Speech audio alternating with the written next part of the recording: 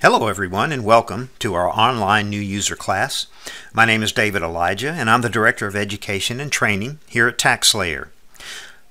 Please take a moment to jot down my email address and feel free to email me with any questions you might have. I promise I'll get back to you as quickly as I can.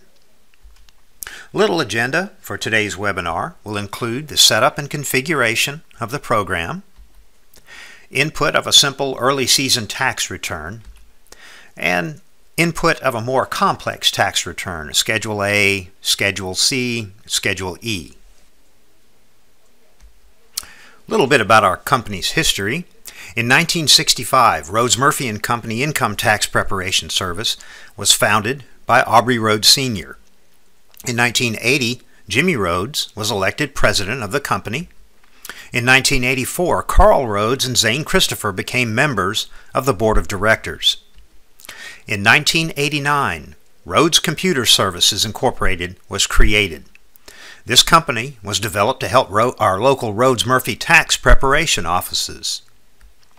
In 1993, TaxSlayer Pro software was introduced to help tax preparers, CPAs, and accountants throughout the United States. Those of you that have been around a while, you've been doing this sort of thing, maybe electronic filing since it started. This is what the screen for the 1995 program looked like. Those of you that remember the DOS days. We currently service more than 8,000 tax preparers in the United States. Our mission statement is to provide our customers with a remarkable customer experience and to provide our fellow employees with a remarkable career experience. We pride ourselves on our customer support. Our support is U.S. based, right here in Georgia, and the average call hold time last year was less than 90 seconds. Let's talk a moment about state electronic filing. Federal State e-file allows the electronic filing of both federal and state income tax returns at the same time. The electronic filing software places the federal and the state return data into separate packets. These packets are then transmitted to the IRS in one taxpayer envelope. The IRS functions as an electronic post office for the participating state, which receives and processes the state electronic return. So before tax season begins, we encourage you to check with the regulatory requirements from each state for which you plan to e-file. Some states require that you maintain their signature document in your office for 3 to 4 years. We're often asked, what sort of hardware do I need to buy to run your program? What kind of computer should I get? Well, these days, pretty much any Windows desktop or laptop that you can buy off the shelf or online. We support Windows 7, Windows 8, Windows 8.1, and we will support Windows 10 when it comes out in 2015. We encourage you to get a flash drive, sometimes called a jump drive, an external hard drive, or a CD/DVD burner for backing up your tax return data. Of course, a high-speed internet connection for downloading the program, e-filing returns, and downloading updates. What kind of printer should you buy? Well, we encourage you to get the fastest laser printer that you can afford. Let's talk a moment about working with My Account. What we're going to do is walk you through the steps, the My Account login, how to download the software, and so forth. And after purchasing your software, you'll get an email that gives you instructions on setting up My Account. First of all, you'll be asked, are you offering bank products this season? If you are, use the drop-down menus to fill in your bank product provider information. You may have a small balance due on your order, which needs to be taken care of before you can download the software. Here we tell you in our message center that Microsoft has officially ended support of Windows XP, and due to this Microsoft decision, TaxSlayer Pro won't support any computers running Windows XP after October 20th. Of course, this date is already passed. Now, while you're logged into My Account, you can change your password, and if you accidentally get locked out of My Account, This is the email address shown here that we would send a new password to. You would put your email address that you wish a new password to be sent to in this field. This is your account manager's email address. You may see something in here like cjones@taxslayer.com, Cody Jones, sbabb@taxslayer.com for Seth Babb, Kim Hensley, Dante Herrera, or one of the other account managers that are servicing your software account for you. Now, we're going to download the new software. Notice the install options are grayed out until we agree to the terms of service, so we have to click where you see the word here. And then once you do, you'll be asked to log in once again for security purposes, so you'll want to type in your username and your password. And now all of the installation options are available. You can install the 2014, 2013, and so forth.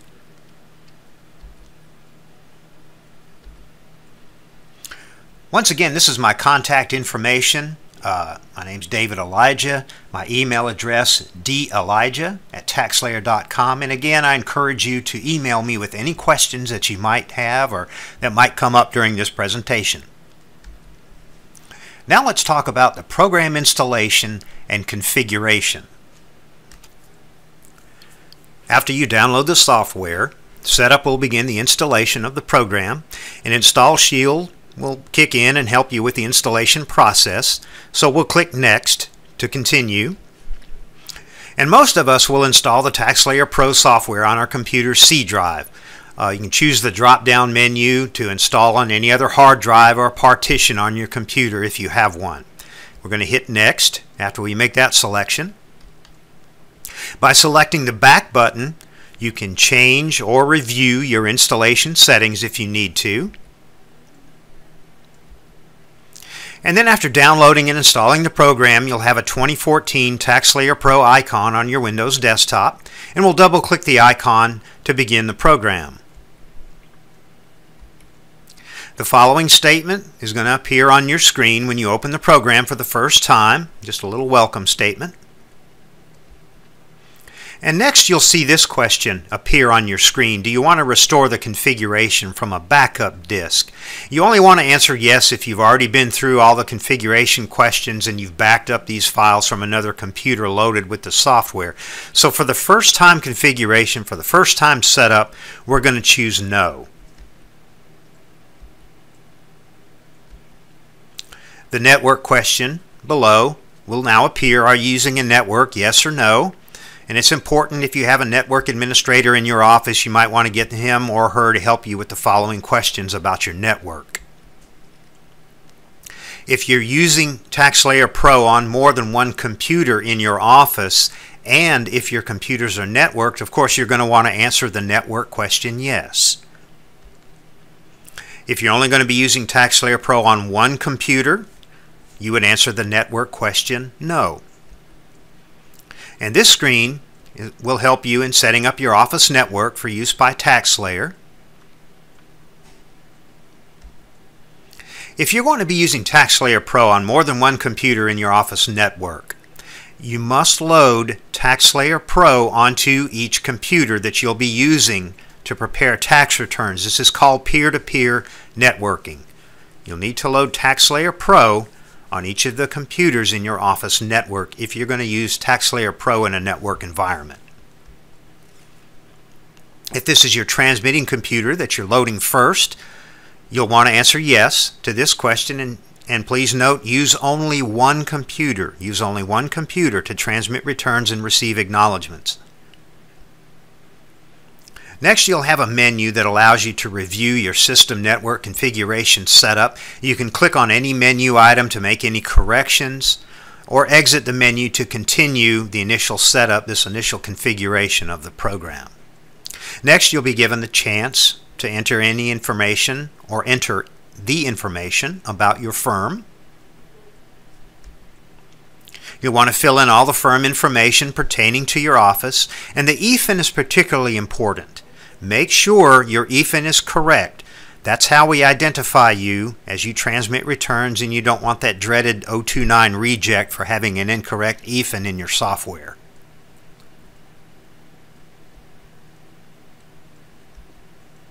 After completing your firm information and you click OK, again you'll have another what we call a pause to refresh screen, kind of a review screen. You can click on any menu item, make any necessary corrections or additions. If no corrections are necessary, you can exit the company setup menu.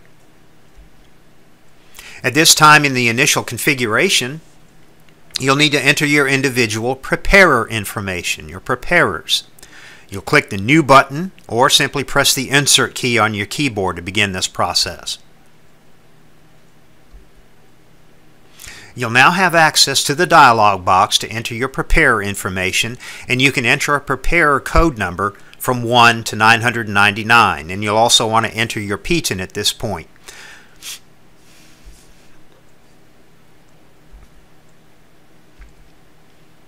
You'll now be at the Preparer's Edit menu, and here you can make any necessary corrections by clicking the appropriate menu item.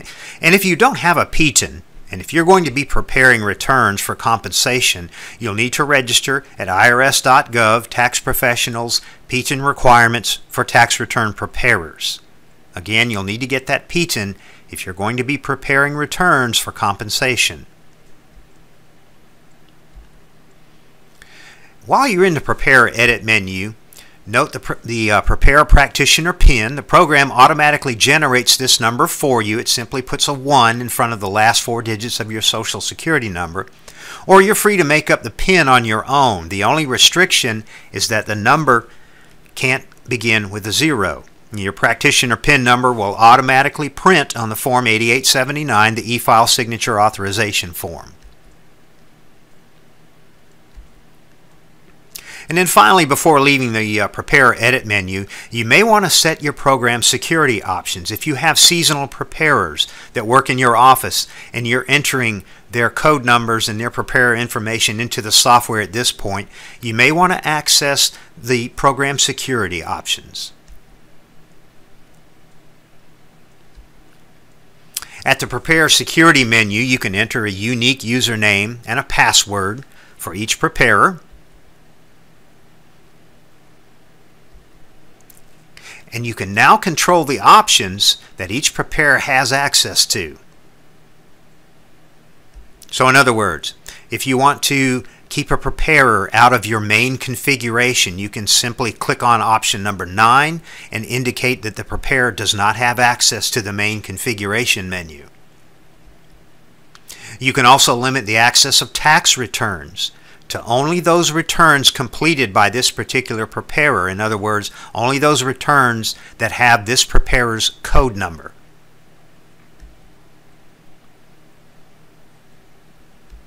And that's found in menu option number 32. You can limit the access to tax returns.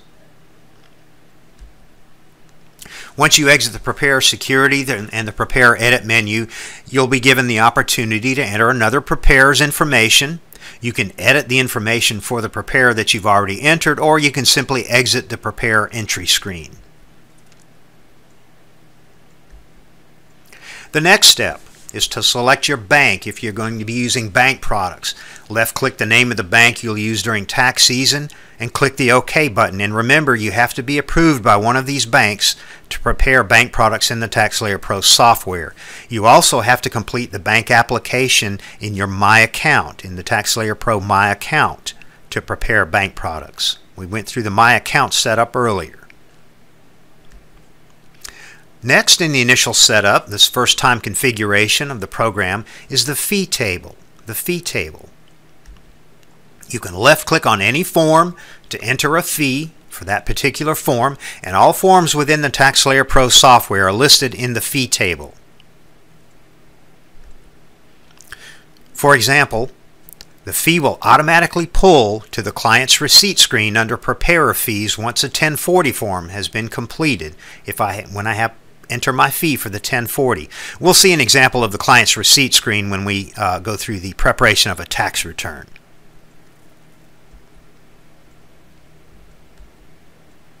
Once you've entered all the desired fees for all of your forms, you can click the Exit button to exit the fee menu. The program will now take you to the Path menu. The Path menu. The only item that may require a change or an entry on the Path menu is the secondary backup path. This is where you would want to store an additional backup copy of each return. In other words, if I want to use a USB drive, a flash drive, to make a secondary copy of tax returns, as I exit the tax return will back up to my hard drive and to the USB drive as well. If you don't want a second copy of each return, you'll want to leave this field blank. Again, the program will make a backup copy to your hard drive as you exit a tax return, and a backup will also be sent to a secondary backup path if you have one. Now, if you are going to set up a secondary backup path, if you are going to indicate that you want to use a USB or an external hard drive for a secondary backup path, make sure that your USB drive or your external hard drive is connected to your computer while you're using the software, or as you exit a tax return, you'll get an error message because the program's going to be looking for that secondary backup path.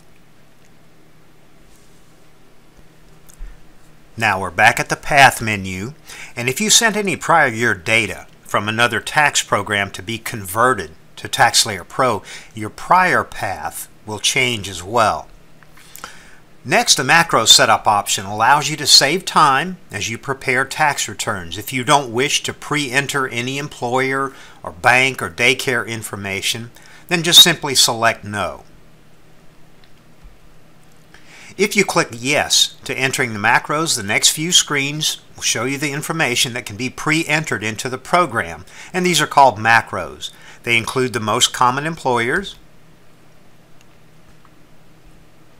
the most common interest and dividend payers, the most common K-1 entities, the most common child care providers, the most common charitable organizations, and lastly, the most common banks and routing transit numbers.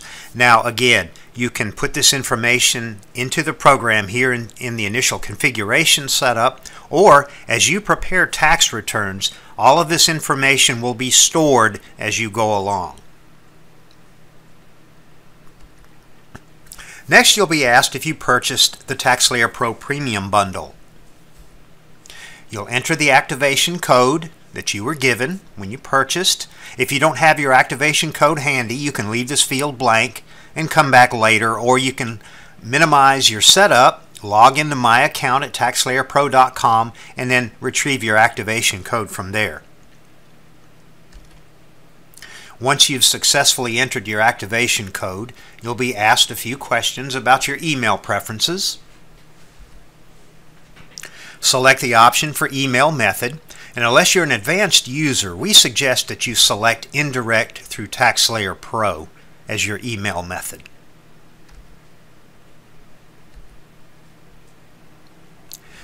Next, you'll have the opportunity to enter the email address that you wish to use in the program.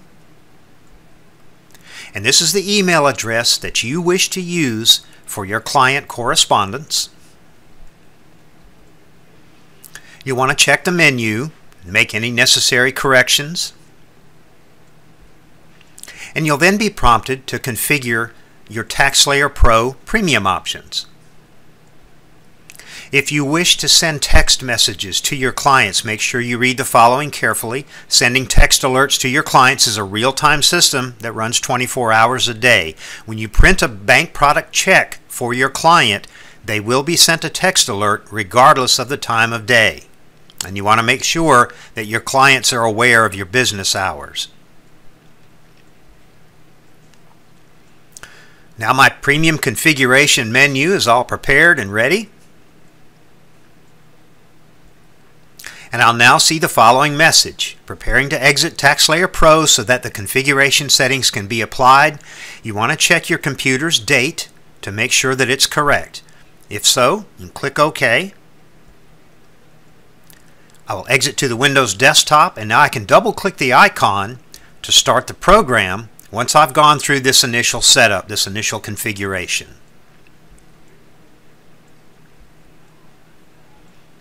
Here I am at the main menu. I'm opening the program for the first time after setting up and going through the initial configuration. Now let's go a step beyond.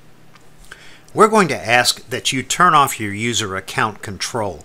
We ask you to turn this off during tax season to make networking and downloading updates more seamless. Disabling UAC allows a standard user account to run an application as an administrator without giving you a prompt on the screen.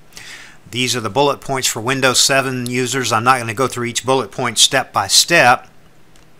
These are the bullet points for Windows 8 desktop start screen users, turning off UAC. And again, I'm not going to go through these step by step. If you feel uncomfortable about turning off your UAC though, if you're not comfortable with this, please call TaxSlayer Tech Support and we'll walk you through it step by step. Now let's talk about downloading program updates. We try to get the software in your hands as soon as we possibly can before tax season so that you can install the software, go through the configuration steps, set up your network if you need to, and just get to know the software a little better.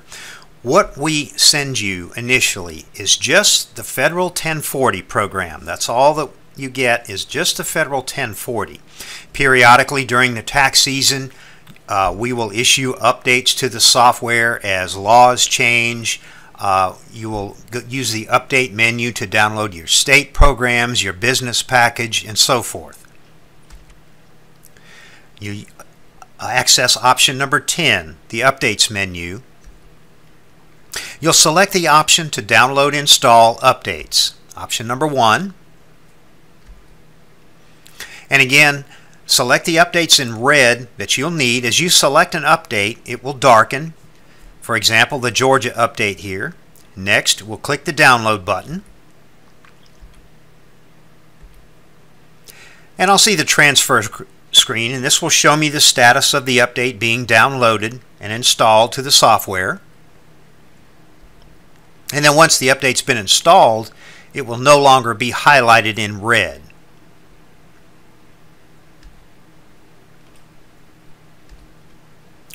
Now, to configure the updates that you wish to download automatically each day as you open the program, we'll select the option to configure updates. Again, as you open the software each day, we'll push these updates to the program. You'll want to select the states that you'll use most often. We recommend limiting your choices to 3 states. You don't want to waste a lot of time early on as you open the program downloading updates to all 50 states. Use the states or limit these choices to the 3 states that you would use most often. Now the following explains how to go back into configuration and enter or change your company, your fee, and your e-file information. For example, let's say for instance I just received my PTIN. How do I enter this into the program? Well, first I'm going to go back into configuration, option number 7. I'll select option 1, the firm ERO preparer setup. Select number 3, the preparer's menu, and I'll click on the preparer's name to highlight it, and then I'll click edit.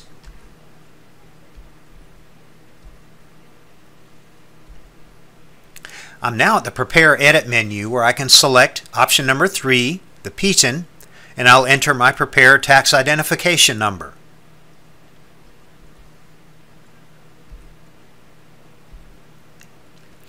Let's look at another example of making a change in the configuration setup to change the pricing of my forms in TaxSlayer Pro. Let's say, for instance, I have some competition down the road and they've been undercutting me in my prices. I may want to go into configuration and change my fees. So again, I'm going to start off from the main menu, option number 7 in configuration. I'm now at the configuration main menu, and from here I would select number 2, the fees and billing setup. Next, number 1, the fee setup menu. And then from the fee menu, I'll select the form's fee that I want to change and then just enter the desired amount and click exit once I'm done.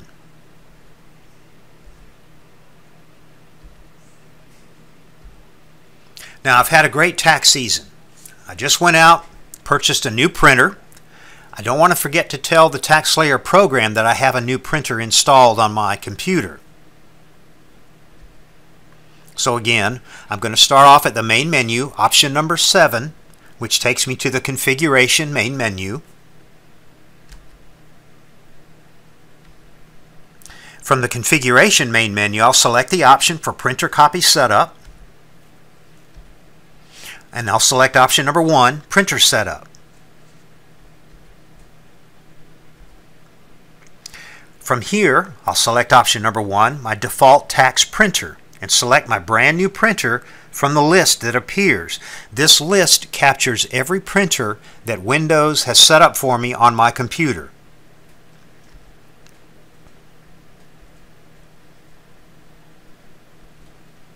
Once I'm done with all of this, I can exit back to the main menu of TaxSlayer and begin using the program.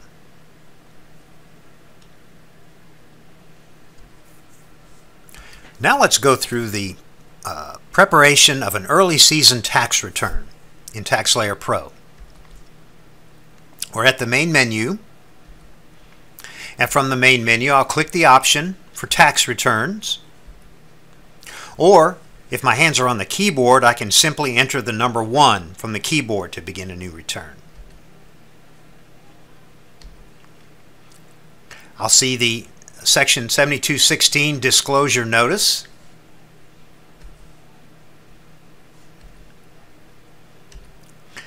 And from here, I'll enter the client's Social Security number.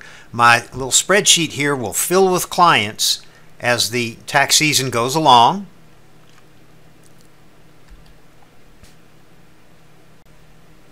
Now, once I've entered that Social Security number, I'll see this message: the return for this social does not exist. Do you want to create a new return? And I would answer yes. Now, those of you that sent in data for a conversion, or if you were able to put in tax returns using the TaxSlayer Pro 2013 demo, your message will be a little different. Your message would read, the return, do you wish to pull information from last year? You could answer yes or no accordingly.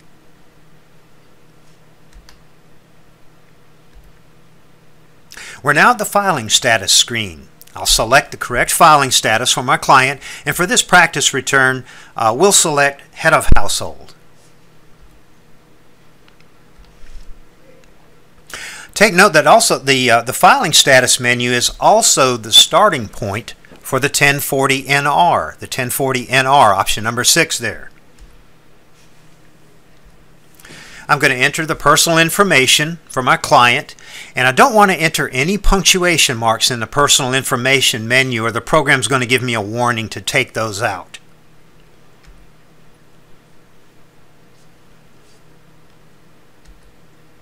Now, what if I enter an incorrect Social Security number the second time through? The program is going to check that for me, and it's going to tell me that the primary Social Security number doesn't match what was entered previously. It allows me to check this and make sure that I've entered the correct Social Security number for the client. I'm now at the personal information menu. I can make any changes here if I need to, double check the social, so forth. If I anticipate that my client's going to want a bank product, I must enter 2 valid phone numbers here. 2 valid phone numbers. I want to also enter my client's email address while I'm at the taxpayer's information menu. I want to capture that email address for later correspondence.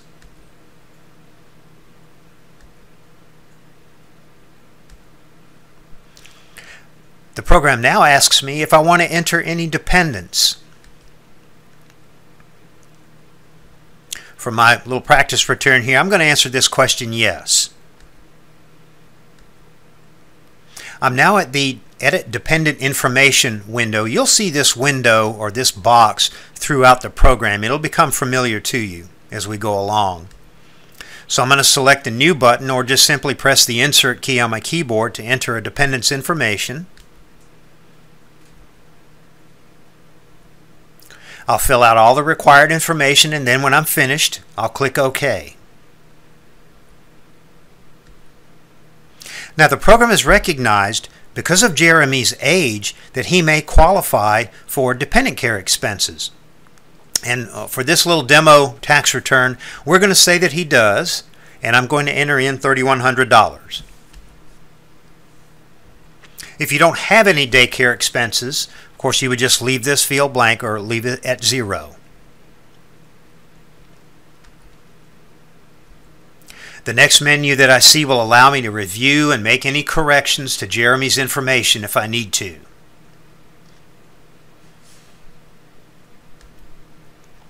Next, I'll be prompted to enter another dependent by clicking the New button, edit Jeremy's information if I need to, or just simply exit to the next screen. And for this little demo tax return, we'll exit to the next screen.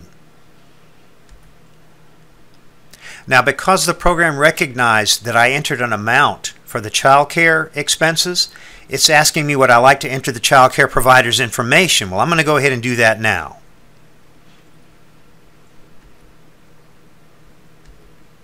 Again, here's that familiar little window. So I'm going to hit the New button.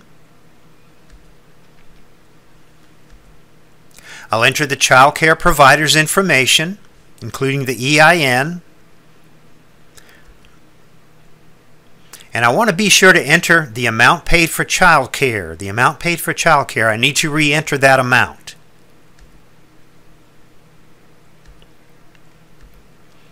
I can use this edit screen as necessary, and I can always have a chance to correct any mistakes.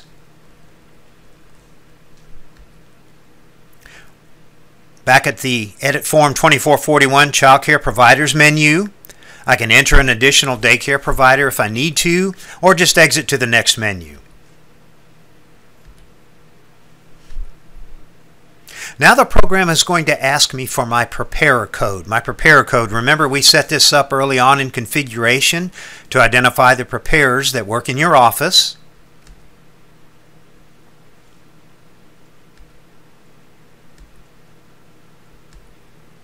If I leave the preparer code at 0, if I leave it at 0, my company information will not print on the bottom of the 1040.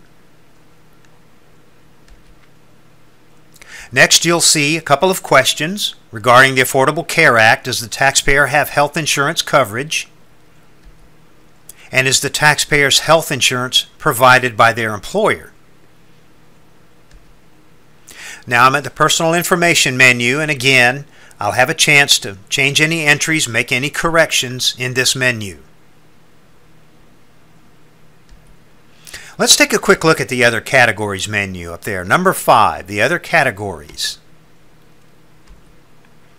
In the Other Categories menu, you may want to force itemized deductions. If you have a married filing separate couple where one of the spouses has come in to have their tax return prepared and they itemize on their return, the other spouse in a married filing separate situation has to itemize on his or her return as well. Also, if you have a client that maybe received that little postcard in the mail telling them that their identity had been compromised and they have an identity protection PIN, this is where you would enter that information in the program. And again, this is the Other Categories of Personal Information. Now I'm at line 7 on the 1040. I'm making my way down the 1040. The program asks me if I want to enter W-2s now. I'm going to answer yes. I'm now at the Form W-2 entry box. Again, I hit New or hit the Insert key on my keyboard to enter a W-2. This is the W-2 entry screen. I'd enter the information from my client's W-2 into the program on this screen. If I click on the Employers button, this will bring up a list of the employers that are stored in the program. Remember early on in the configuration we talked about setting up macros, we talked about entering the employers in the initial configuration of the program. But again, as I enter a W-2 into the software, it will keep track of all of the employers and their EINs that I've entered so far. But if I click on this Employers button, it'll bring up a list of employers that are stored in the program.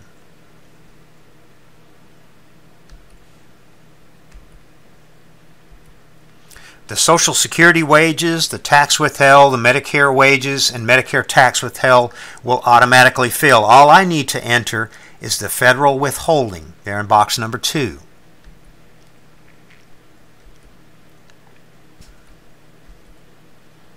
Next, I would select my state's abbreviation from the drop-down box. And if I need to change any entries on the W-2, I simply use my mouse to click into each field or enter the number beside the block that I need to change. For example, to change the federal withholding amount, I would enter the number 2 and press the Enter key and then enter the correct amount.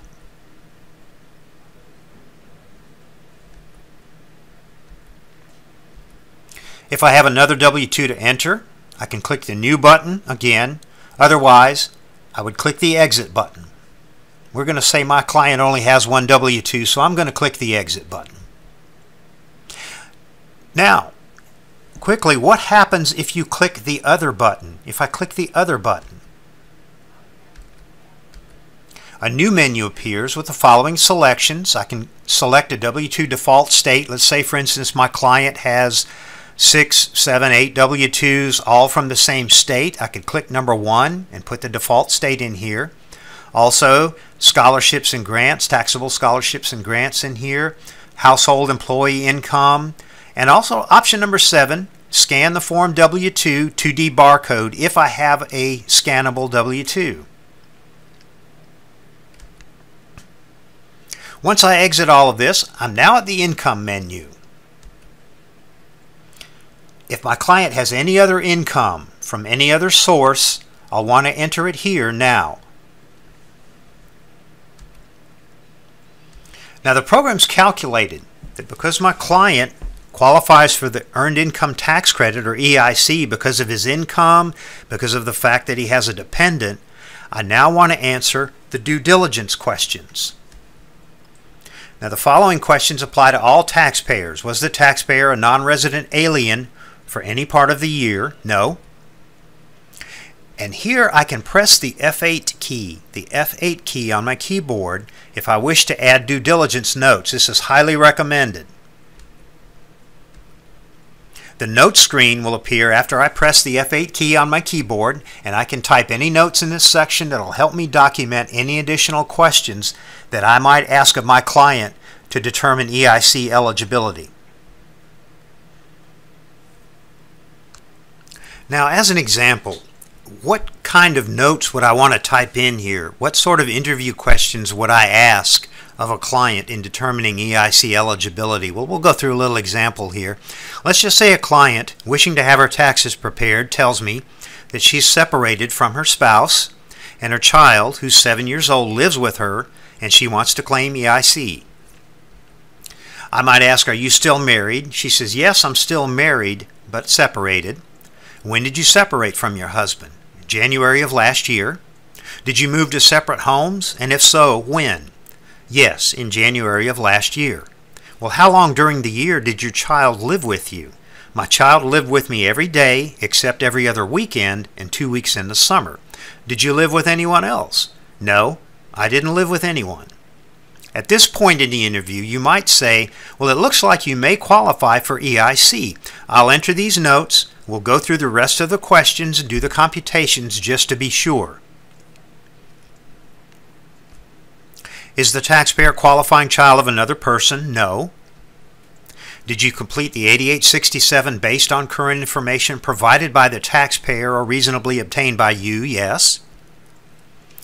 Did you ask this taxpayer any additional questions that are necessary to meet your knowledge requirement? Well, we did. The most important sentence probably in this 3-paragraph box here is the last one. You cannot rely on the software alone to meet your due diligence requirements. You must have a complete understanding of the tax law and comply with the knowledge requirements. So I'm going to answer yes. Did you document the additional questions you asked and your client's answers? We did. Did the taxpayer provide you with the information necessary to answer the previous questions? Yes. So now we finished with Part 1. Part 1 has now reads qualifies. On to Part 2 because we have a qualifying child in this tax return. Does Jeremy qualify another person for EIC? No. A one question, one answer statement. We have number 2, Part 2, listed as qualifies now. Next, we need to select the documents that we used to determine the residency of the qualifying child. Option number 4. We're going to say that we used school records for Jeremy to determine his residency. Now I've answered all the due diligence questions correctly. I've got my notes in there. I've got Part 1 is qualified, Part 2 is qualified.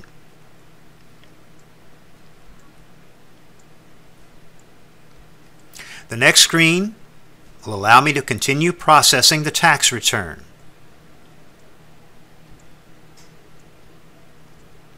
The program's calculated that my client's eligible for $1,957 in EIC, so I'm going to exit this menu. And I'm now at the 1040 screen. From this screen, I can view the client's refund or access any other point on the 1040 to fill out client information.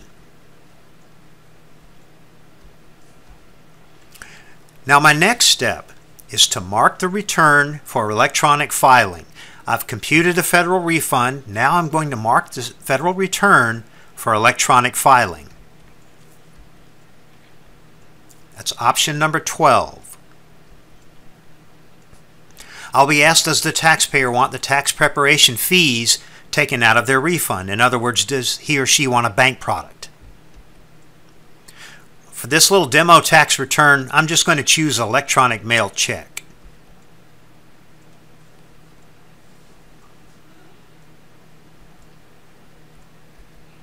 The practitioner PIN menu appears next, and this one allows us to review the information that we've entered.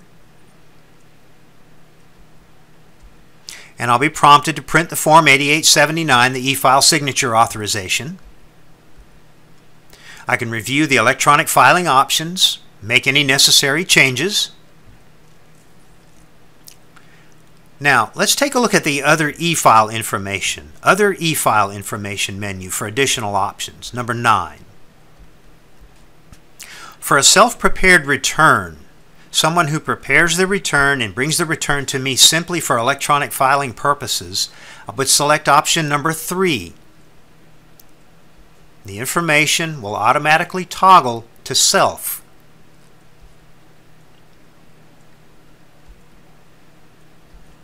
So after I've marked the federal return for electronic filing, I can now prepare the state return. Now notice up to this point, I haven't even mentioned a state return.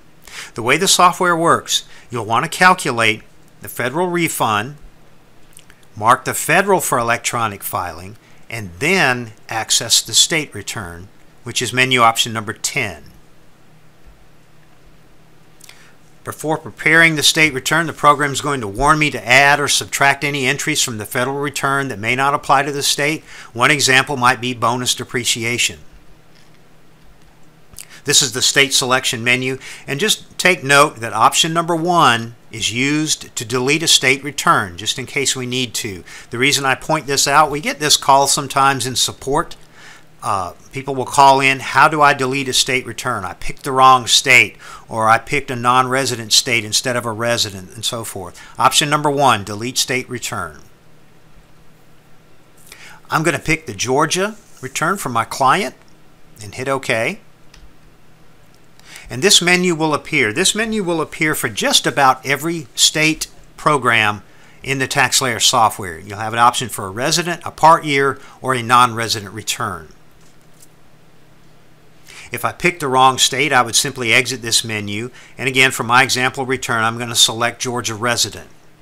Now, at this point, had I completed a Georgia resident return and found out later that perhaps the client was a part year resident of Georgia or a non-resident of Georgia, I would have to delete the state return and come back to this menu to choose whether the client was a resident, a part year, or non-resident. In other words, you can't change from a part year resident to a non-resident or a non-resident to a resident on the fly. I would have to delete the state return and come back to this menu to change the residency status. I'm now at the Georgia Full Year Resident Tax menu. The program pulls in the federal information, calculates the Georgia refund or the amount due. Once I mark the state return for electronic filing, I'm done with this state return. Most of the states, with one click of the mouse, you can calculate the state tax return.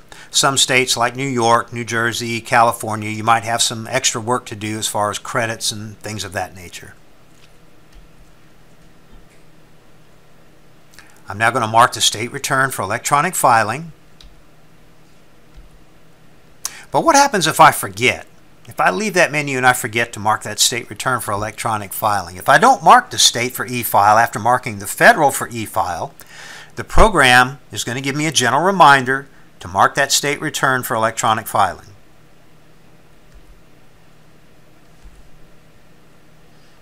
Once I do that, I'll see the options, the electronic filing options for a state return. And again, for this client, we'll just select electronic mail check. This is the state e-file menu, and let's say I want to change from an electronic mail check to a direct deposit. I simply click option number 1 up there. And if I've marked the federal return for a bank product, I could also select a bank product by choosing the option to send the state return through bank.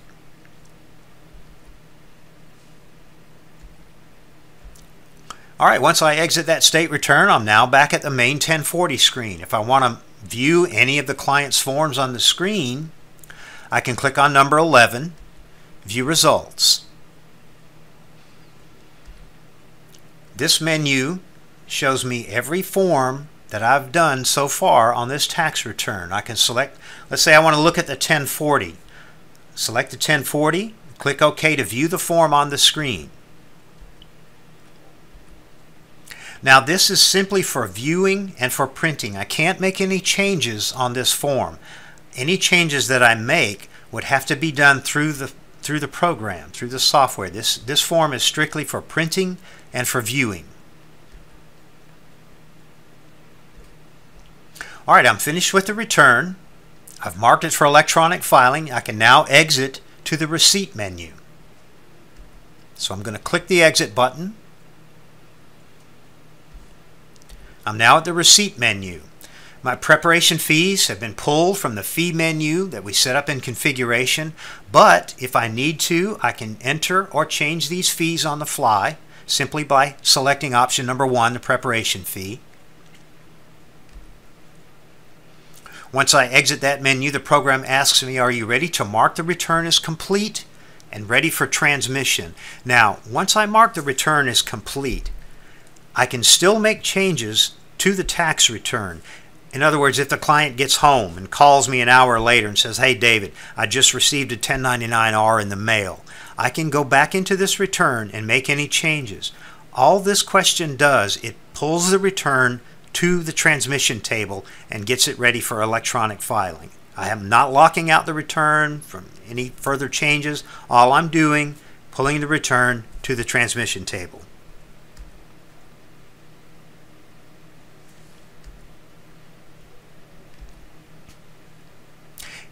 If I have the premium version, I'll be asked if I wish to print the latest copy of the return to a PDF file in the client's folder on my hard drive.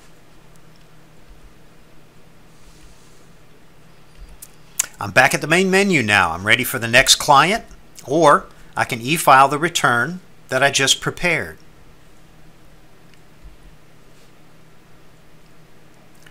To begin the e-file process, I select the e-file returns button from the main menu.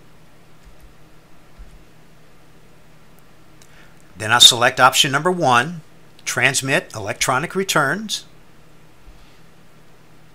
This is my transmission table. If I need to add any clients to the transmission table, I would simply click here, Add Client. And when I'm ready to transmit, I would click the Transmit button. The program will now ask me if I want a printed list of clients selected to send. This is my first document along my paper trail of keeping track of the clients that I'm electronically filing. I'd want to print this list out and just take a glance at it to be sure that the clients that are on this list are indeed the clients that I want to transmit at this moment. This is an example of a returns to be transmitted report. You can see my client's name showing up there.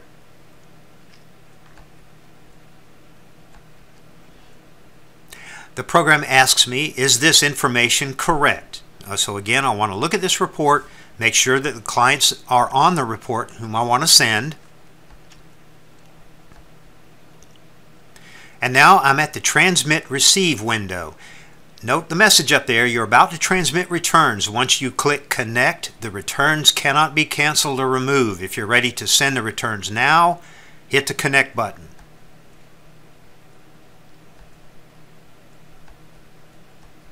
Once I hit that Connect button to transmit my returns, I'll see a series of messages. Scroll down the Transmit Receive screen. The last one, you may now exit this window.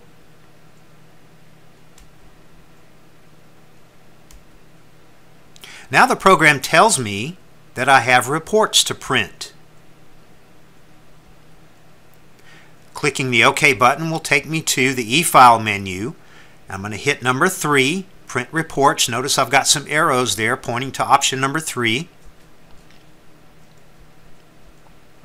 I want to print every report that has an arrow pointing to it. The most important one is the transmission confirmation. The transmission confirmation.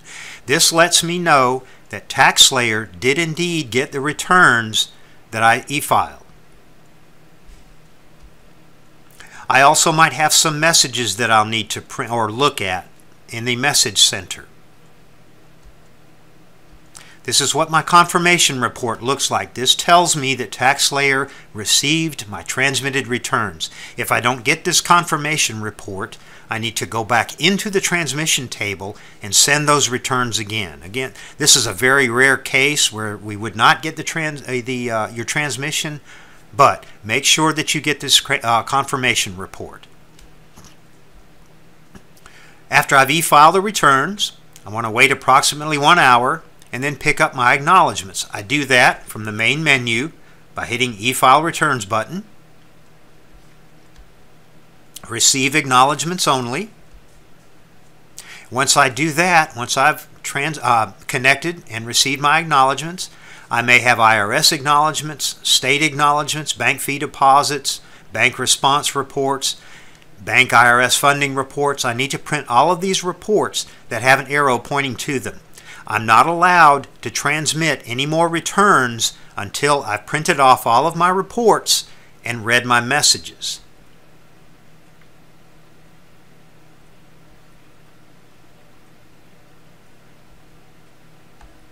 This is an example of an IRS acknowledgment report and tells me that my return was accepted by the IRS.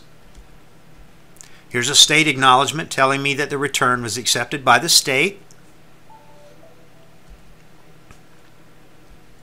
This is a fee deposit report telling me that we had preparation fees deposited to my company account. Here's an example of a bank response report telling me that the client's application has been accepted by the bank. And finally, here's an example of what a funding report would look like, telling me that my client's refund has been funded by the IRS. Okay, now that we've gone through an early season tax return and we've electronically filed the return, let's look into the program a little bit deeper and go into a Schedule C. I've gone ahead and taken the liberty of entering the personal information here for a couple of taxpayers. I've entered in a W-2. But let's go into the program. Like I say, I'm going to go into the income menu. That's my favorite way of getting to all these things. And let's enter the information for a Schedule C for this taxpayer. So I'm going to go up here to number 2, the income menu. Then I'm going to drop down here to number 6, business income or loss. And I'm going to hit the new button to enter in the information for this business. And it's a Schedule C, sole proprietorship. And we'll say that this is for the spouse. It's a little gift shop. Let me hit OK. Now I have a couple of ways here that I can look for the principal business activity codes. Here for the PDF and here for the business categories.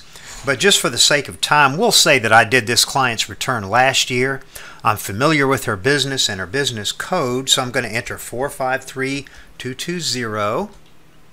It's a gift, novelty, and souvenir store. I'm going to hit OK. And the business name is Westaboo Gifts. And we'll punch in the EIN number for this business.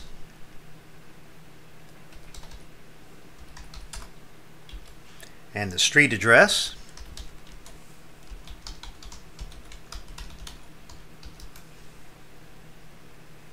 And the zip code.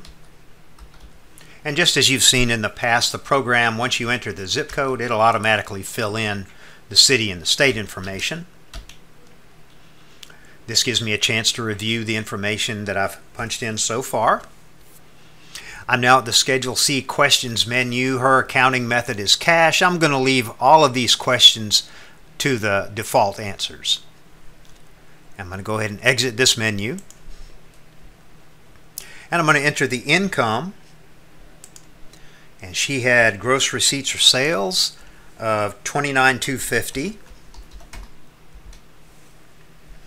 And now let's calculate the cost of goods sold. She carries some inventory, so I'm going to calculate a cost of goods sold. I'm going to click on number 5. And her inventory at the beginning of the year was $52.80. And she had purchases of $11,610. And her inventory at the end of the year was $48.90. So her cost of goods sold worked out to be $12,000. So now I'm going to exit the cost of goods sold menu. I'm now back at the Schedule C income menu. I've entered in all the income. I've calculated the cost of goods sold. I've got gross income now of $17,250. So now I'm going to go to the expenses menu in the Schedule C and start adding her expenses into the return. So let's say she had advertising expense of $1,800. And she bought a computer for the business that we've been depreciating. So I'm going to go into number 6, depreciation. 99.9% of the time when I'm using the program, whether for a business or for rental property, if I have a depreciable asset, I'm going to use the depreciation module. I like to think of this as a little program within the program that's going to calculate any depreciation for me. So again, I'm going to go straight to the depreciation module. We've got a computer that's been in her business, and we're going to depreciate that. I'm going to hit the new button. Type in computer. Date placed in service 02/01/13. The cost $1,700. No section 179. No accumulated depreciation. And once I hit this drop down menu here, I can see that I'm going to be using Maker's 5-year 200% for the computer. Hit OK. Is this asset eligible for bonus depreciation? Would you like to calculate bonus depreciation? No, we're not going to do that this year. And would I like to generate the election not to claim the bonus depreciation? Yes, we'll go ahead and do that. So her depreciation expense for this year, $340. State depreciation is automatically calculated to be the same. Again, use the depreciation module to calculate any depreciable assets. You see how easy that was. So I'm going to exit this menu. I don't have any other depreciable assets to enter at this time. If I did, I would just simply hit the new button here and enter the asset, but instead I'm going to go ahead and exit. Now we've got some other expenses I'm going to enter in. She paid $1,200 in insurance costs.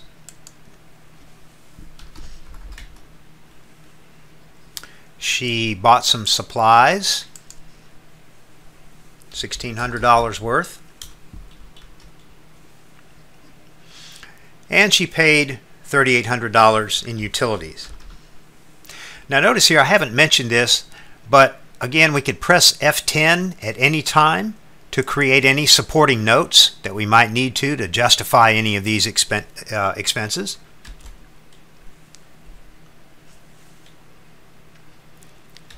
And I've completed the information for her Schedule C, so I'm going to exit this menu now. And exit again. And notice my income menu, it now reflects that business income, $8,510. I'm going to exit here. And one other thing I'd like to point out, I'm going to jump in here to the other taxes menu for just a moment. Notice right here, the program automatically calculated the self-employment tax for that business.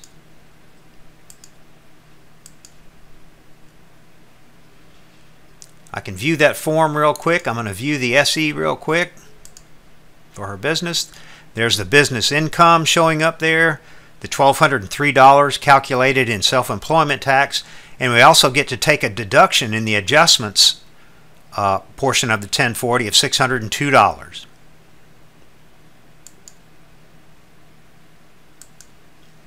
Now I'm going to head back to the 1040 screen.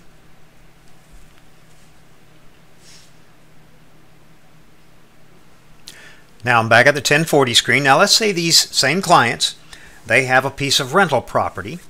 So I'm going to put that on Schedule E. And again, my favorite way to get to the income portion of the return, I'm just going to go straight up here to the income menu, number 2. I could double click on this line, rental real estate, royalties, partnerships. But I'm just going to go ahead and click on number 2 now, income menu, and then number 11, rents, royalties, and entities. I've got some rents that I'm going to enter. It's a piece of rental property, so I'm going to select number 1. There's that familiar little box again, my little entry window. I'm going to hit the new button. And let's say this piece of rental property is a single family residence. And the address, 1936 Fairway Drive. And that's in Augusta. And again, I type in the zip code. City and state automatically fill. The fair rental days were 365. There were no personal use days. So I'm going to hit OK. Now they had rental income. The rents received were $14,400 for the year. And they had some expenses to go along with this rental property, so I'm going to select number 9. And they did some advertising, so I'm going to put $400 in advertising expense. Once again, I have that option. If I need to, at any time, I can press F10 to create supporting notes here. They had some cleaning expenses, $660. They paid some mortgage interest on the rental property, $3,900. And they made some repairs of $1,100.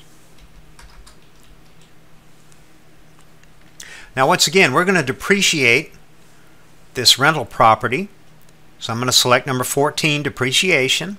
Just like in that Schedule C, I'm going straight to the depreciation module. And hit OK. I'm going to hit the new button. And this is, I'm just going to give it a description. Brick house, Fairway Drive.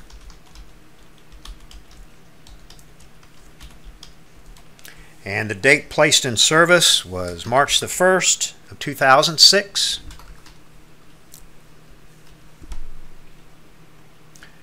And the depreciable basis of the house, $165,000. no Section 179. My depreciation method, 27.5-year maker. It's a residential rental property, so I'm going to select that and hit OK. And again, my depreciation is quickly calculated for me. I've got a depreciation expense this year of $59.99. I'm going to exit this menu. I have no other depreciation to enter, so I'm going to exit here. Hit OK. I'm going to exit again. And I'm back at the Schedule E expenses menu, and my depreciation has carried over into the proper area. I'm going to exit this menu, exit again, and I'm back at the income menu, and now my income menu reflects the rental property. Exit here. I'm back at the 1040. Now, my clients also have itemized deductions, so I'm going to fill out a Schedule A for them. Again, my favorite little method to get to all these places is up in the little menus here, so I'm going to click on number 4, Itemized Deductions. I'm now at the Schedule A, Itemized Deductions menu. Now they had some medical and dental expense, so I'm going to start there.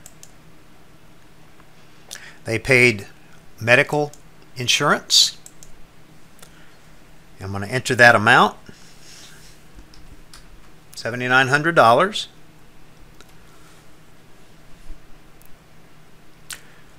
They had some unreimbursed expenses that they paid to a doctor, and that totaled $2,020. They paid $605 for prescriptions. And they had some medical mileage. So I'm going to select option number 10 and enter in the number of miles that they drove. And that gets automatically calculated. So now their total allowed medical expenses work out to be $1,722 after subtracting 10% of the adjusted gross income from the total medical expenses. I'm going to exit this menu. And now I'm going to look at the taxes that they paid. $5,000 from their W-2 state withholding has already pulled into the Schedule A menu. I'm going to select number 2 here. And again, you see that reflected, $5,000 from state and local tax from W-2s, 1099s, and so forth. They paid some real estate taxes. I'm going to select number 6. Real estate taxes were $2,100. They paid some personal property taxes, ad valorem tax on their car, $482.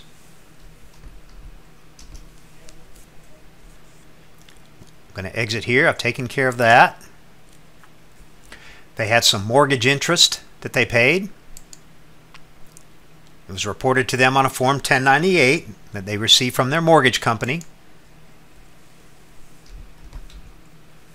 $10,140.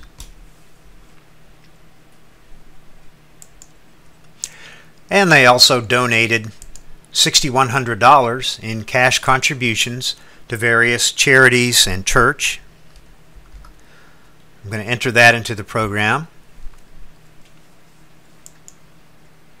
And so now I've taken care of their Schedule A. They have total itemized deductions of $25,544. This included their medical expenses, taxes they paid, interest they paid, and their gifts to charity. So I'm going to exit this menu, back to the 1040 screen. I've calculated their federal refund. Now if I wanted to go further, I could go ahead and mark this return for electronic filing, then complete the state return, mark the state return for electronic filing, and electronically file the return. Now that's all I have for today.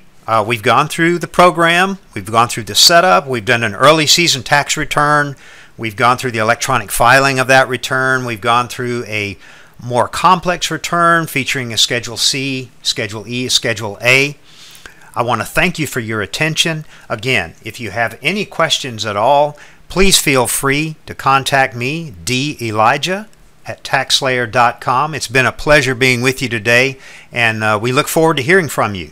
Thank you very much.